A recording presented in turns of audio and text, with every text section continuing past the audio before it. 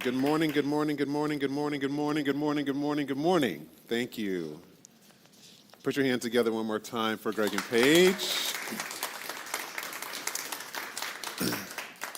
My name is Reverend Darrell Jones. My pronouns are he, him. And I bet you didn't know that John Legend was a metaphysician. I don't know if he knows he's a metaphysician. But I like these lyrics and want to metaphysically welcome the energy of them into our talk today. A pop song on the radio. All of me, not all of me, not that all of me takes all of you. The talk title today is a world that values all of who we are. And I immediately thought of this song. To love one another with all of our imperfections. The cards are on the table and we're both showing hearts. So earlier this week I had a meeting with some sacred activists in the larger movement of Centers for Spiritual Living. And at the beginning of the meeting, we always try to have an opener to kind of like get us in the room, right? We're not in the room because it's a Zoom meeting. People are from California and from the South and from the central part of the U.S. And the question was, what corny thing do you really love? And I love metaphysical sappiness. I love this song. I tried to actually not ask Paige to do this song, but I was like, you gotta do it. This month, we've been focusing on whole no matter what. That's a really powerful statement. And that is, I think, what our teaching, what this movement is all about. Can we accept ourselves as whole no matter what? Can you accept someone else as whole no matter what? Intellectually, we can go, yes, everyone's whole, perfect, and complete. But I guarantee you walk out and go down the street and you will immediately start putting people outside of your circle of acceptance. Whether you know it or not, whether you like it or not, that's just kind of how our nervous system works. So this week, a world that values all of who we are. How do we create a world that values all of who we are? To create a world that works for everyone and all of creation, we must create a world that values, capital A-L-L, all of who we are. Now, this is a simple and direct statement, but it is not necessarily easy to practice or employ. We live in a world that seems so full of division and strife, yet we have tools. We have tools to work towards a more inclusive, a more just, and a more equitable world where everyone has a place to belong. Do you know what the tool is? One of the most powerful tools that all of you were born with? What's that? Forgiveness, that's one of them. We have so many tools that help us work on this. But today, I want to focus on one that's probably not the easiest tool to use, or we tell ourselves it's not easy to use: courage. Oh, I got an O. Which brings me to today's quote and from Prentice Hemphill's What It Takes to Heal. Courage can be thought of as a skill that can be practiced. Let's stop there for a minute. How often do you practice being courageous? Intentionally. Most of the time, courage arises in the moment when we need it. But what would it be if we practiced it as a skill that can be broadened? She goes on to say, we can develop our ability to reach for courage in fearful moments. Courage is a state that we can learn to seek out. Eventually, we can almost crave it over comfort and certainty. Knowing that courage gets us closer to authenticity, purpose, and genuine connection.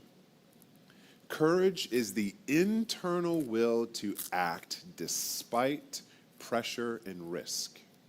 And when we take it on, when we are courageous, it changes us from who we were into who we will be. I want to pick out a couple of phrases because it's a long quote, but it had a lot of juice in it. The first is, courage gets us closer to authenticity, purpose, and genuine connection. Who does not want authenticity, purpose, and genuine connection? You don't want it? Okay. Okay. Just checking.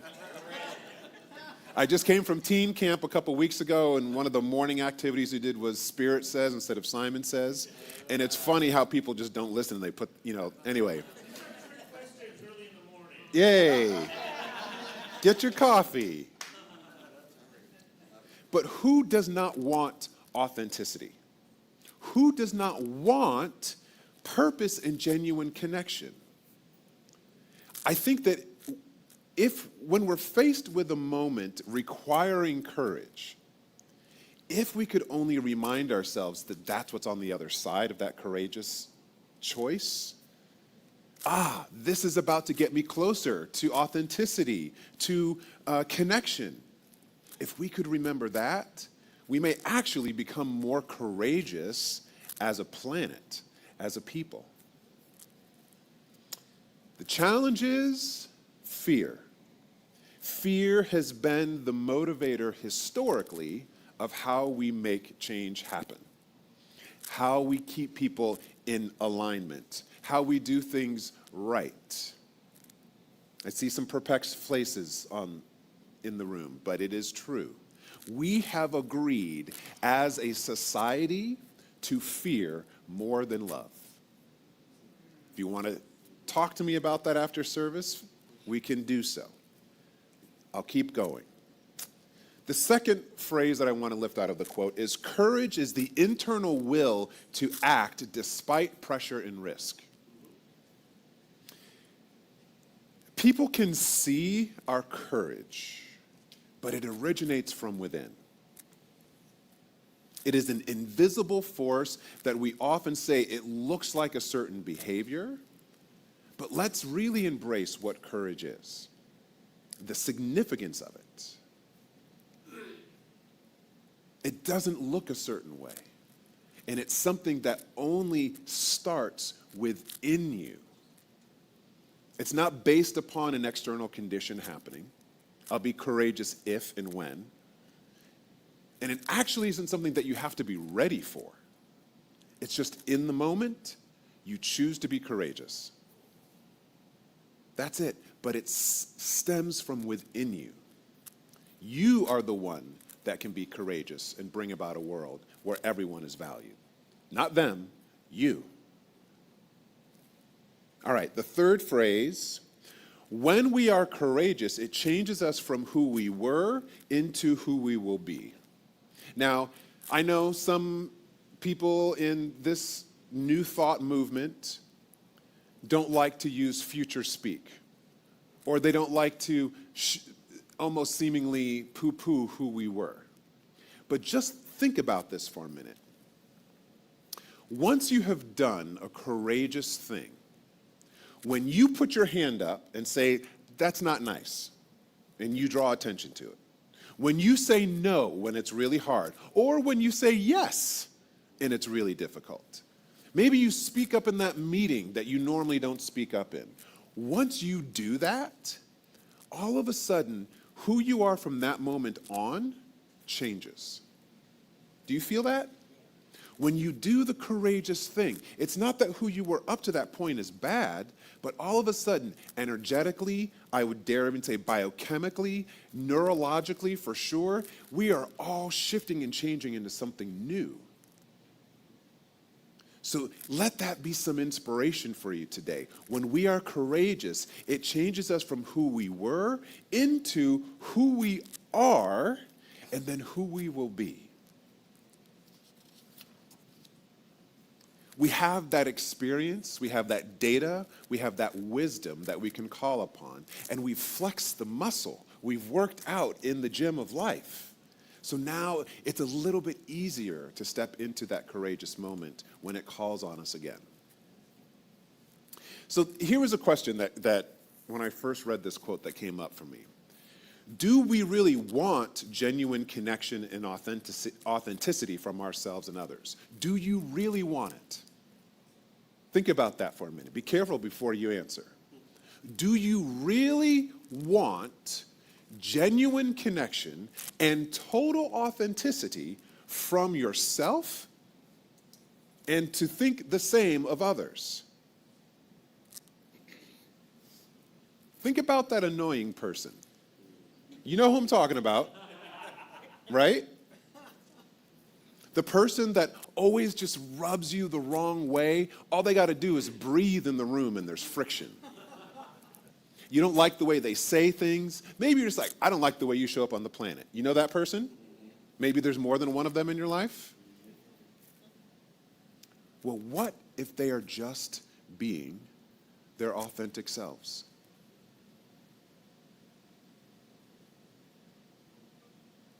I'll go back to my question. Do you really want genuine connection and authenticity for everyone on the planet? How about you? You know that aspect of yourself that you always kind of like push off to the side? You try to hide it. You say, oh, that's not who I am. Maybe you let it out and only certain people are allowed to see that portion of you.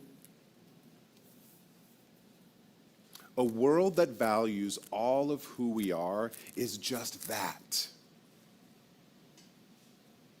A world that values all of who we are is just that. But I don't know if we collectively are willing to value all of everyone. We shame ourselves and one another into hiding every single day. On our media, whether it's social or formal, in our families, in our schools, in our religious organizations, in our businesses, in our communities, in our political systems, we shame ourselves into hiding every single day. And I'm tired of it. It doesn't work. Now, this doesn't mean that we can't have opinions. We're not here to walk around going, yeah, everything's fine, which some people do that, and it's not true. You can have value for someone and actually not like them. I'm practicing this so hard right now. But it's true. You can value someone and not like them. One of the most dangerous things that is happening on our planet, and has been happening for a while, but for whatever reason it's being vilified and celebrated, is that we somehow make someone evil, and we use that language. They are evil. As soon as we make someone evil, they are okay to kill. Whether you want to admit it or not, there's some math that happens in our nervous system and in humanity that says when someone is evil, they're not worth it. They are not valuable. You don't have to like everything in order to see its value. A world that values all of who we are is a world that values humanity and all of humans' experiences. All of the human experiences. Not just the ones we like or the ones that we understand. A world that values all of who we are values the humanity of a perceived enemy or an opponent. A world that values all of who we are is a planet consumed by a willingness to be uncomfortable. Are you willing to be uncomfortable? That's what it takes. A world that values all of who we are is willing to practice disassociating discomfort as threat. Prentice Hemphill goes on to say, it turns out just outside of our comfort zones, an odd but familiar intimacy with everyone is available to us. There's a power, too, that you can feel, a buzzing. It's visceral of what can happen when we commit to something together. But that first sentence, it turns out that just outside of our comfort zones, an odd but familiar intimacy with everyone is available to us. Everyone. Have you ever gone on a retreat, taken a class, maybe a workshop? Maybe it's happened here. I hope I've been part of this here, where things just got a little uncomfortable, maybe even a little weird. And you're like, I don't know where this is going. Or maybe you didn't like where things were headed, but as a result of the experience, whatever it was, the people that you went through that experience with, all of a sudden you're bonded. You might have been like, dude, what just happened? That was weird. I don't know. But you all of a sudden have connection. You've had a life experience. If we could realize that our time together here on the planet, no matter where we go,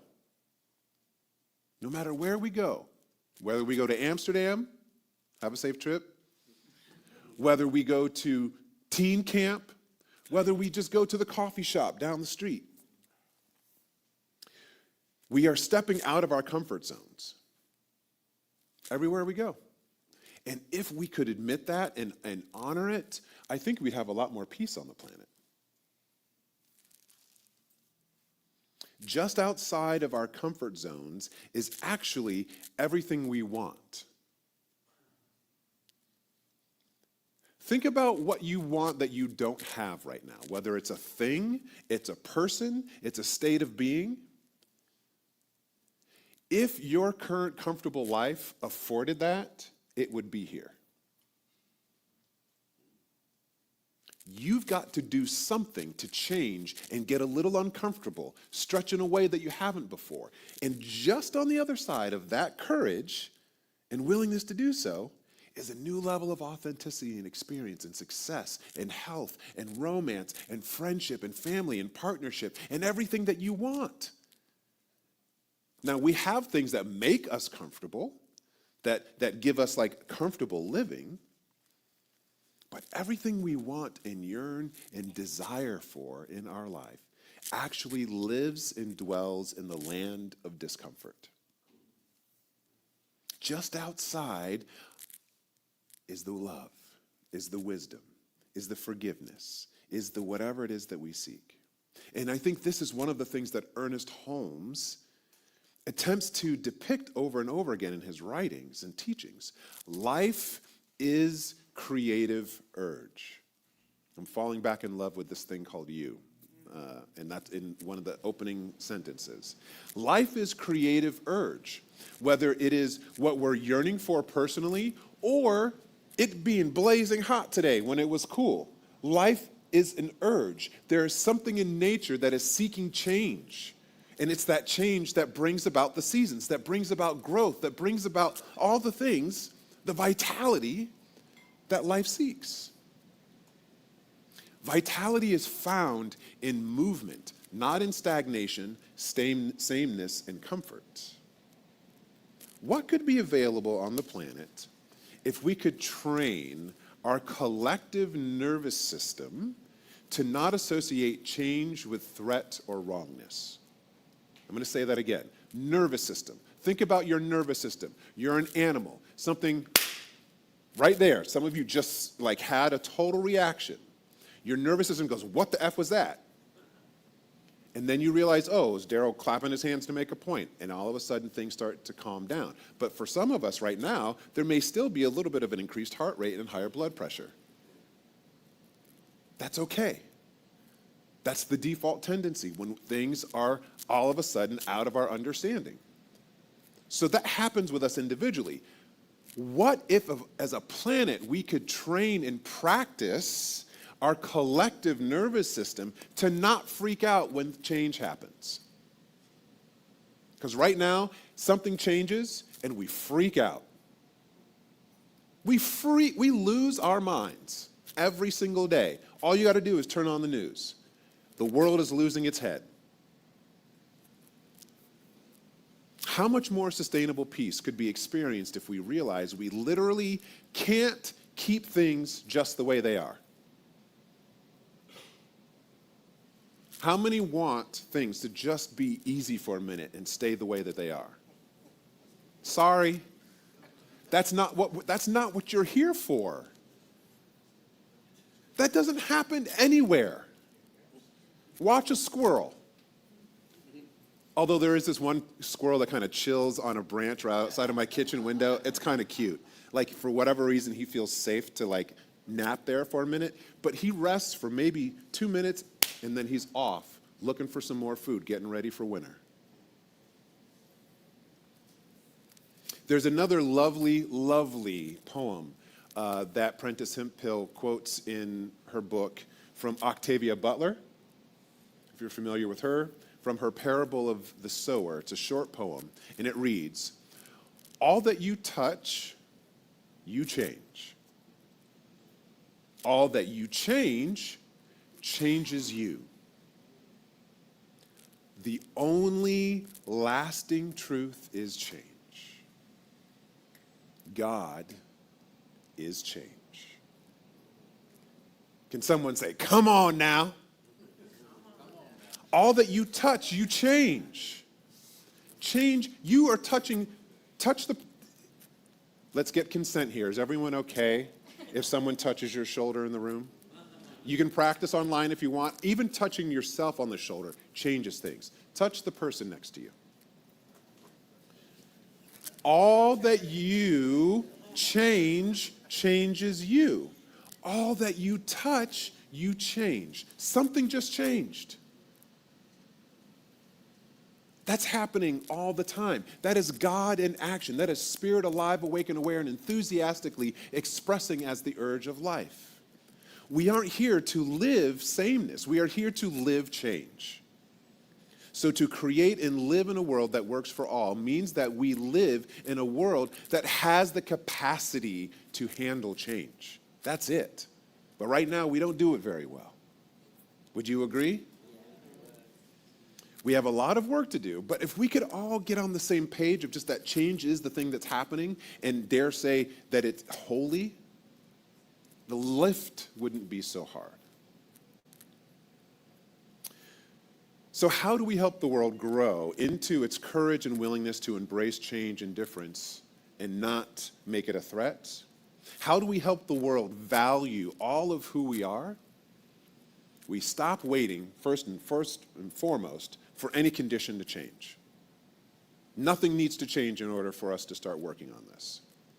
We stop waiting for the world to be ready, and we start with ourselves and the next person we meet and the person after that.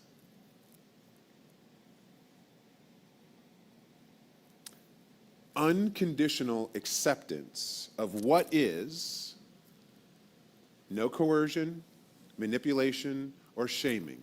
No forcing a thing. We stand in our power, knowing Spirit is all that there is. And Spirit is change. There's a great book that I have finally, I'm like 80% done. It's taken me probably a decade to start and read and start over again. Power versus Force by David Hawkins. There's a quote in there. Power versus force. Hold these words in your mind. Force always moves against something, whereas power doesn't move against anything at all. Force is incomplete and therefore has to be fed energy constantly. Power is total and complete in and of itself and requires nothing outside of it. It makes no demands, it has no needs, because force has this insatiable appetite. It constantly consumes. Power, in contrast, energizes, gives forth, supplies, and supports. My friends, the world needs your power. The world needs my power. The world needs our power. And we have been trying to force ourselves and one another to be a certain way for way too long. What if we instead stood in our power? Our own unique expression of it. And realize that my power, it doesn't threaten your power. And your power, it doesn't threaten mine. And here's the cool thing. When we bring our power together, it doesn't double in capacity. It exponentially expands. And it gives power to where and when it is needed. So what does it take for us to have this world that values all of who we are? We stand in our power, but then we go stand next to someone else in their power. In history, we've had different ages and epochs and eras that were like revolutionary, right? Where something changed and forevermore the course of history was shifted, right? Think about when the wheel all of a sudden was used. Like before that, people were trying to roll squares. And then all of a sudden they smoothed it out. World changed. You're able to forge metal and create nails and all sorts of things. That completely changed the world. The Industrial Revolution, exponential growth. I believe that we are ending the age of force. We're at the very beginning of it, but we are ending the age of force and stepping into the age of power. But this will require all of us to be bridges and create bridges wherever we go. Helping ourselves first to value all of who we are, and then valuing the next person you meet and all of who they are. And then valuing yourself and your power in front of their power, and then the next person you meet, valuing their power and loving who they are, all of who they are, as they are. Be a bridge. Be courageous. Be courageous enough to every day change from who you were the day before to who you are today to be the person you're to become. Will you do that? Yes. If we do that, I truly think we will be those that shepherd in this age of power. We may not see it fully before we pass out of this body, but I guarantee we are setting up our youth and the generations to come. I'm almost done, but I got to say one thing. I was just at the CSL teen camp, and it's one of the reasons why I like to do that work, because I know the world that I envision in my mind, I don't think I'm actually going to live in. Because we're slow, we're dense up here in our human experience. But when I work with a 13-year-old, with an 18-year-old, and everything in between, and help them to see and know the very thing that we talk about and practice as adults, there's only one life, that life is God's life, that life is perfect, that life is my life now, and meet them in the midst of that uncertainty and get them to see it, stand in their power, being courageous to be all of who they are amidst their peers, that is life-changing. That is creating a world where truly everyone is valued for all of who they are. Take a deep breath in. As you exhale, bring hands to heart. And we're just going to stay in an affirmation here. Three words, pretty easy to remember. I create bridges everywhere I go. I create bridges everywhere I go.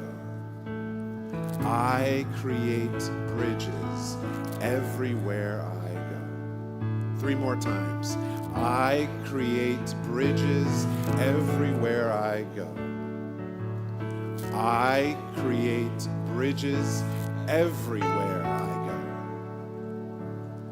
I create bridges everywhere I go. We are the bridges that the world needs to connect the dots. We are the bridges that the world needs to connect our humanity to our spirituality and back again. We are the bridges to help these different generations and mindsets and ways of being in the world to come together and connect. We are the bridges of the left and the right. We are the bridges of the up and the down. What I affirm and know is that there's nothing that we need to become in order to be the bridge other than make the choice. Be courageous. And I bless us this day as we become the bridge over the troubled waters of what we see today. May we be courageous to be the person that we are becoming, to value all of who we are, to meet a person, whether we know them, whether we like them or not, but to value them as an expression of spirit. This is a catalytic mindset that shifts, that moves, that opens, and creates a bridge into a world where we are all valued. May this be your day. May this be your week. May this be the rest of our lives. I'm so grateful for the bridge that you are, for the bridge that we are, for the bridge that Cityside is, for the bridge that everything is, the opportunity to build and connect to the living Spirit is always here. And so it is. And so it shall be. Peace and blessings to you all.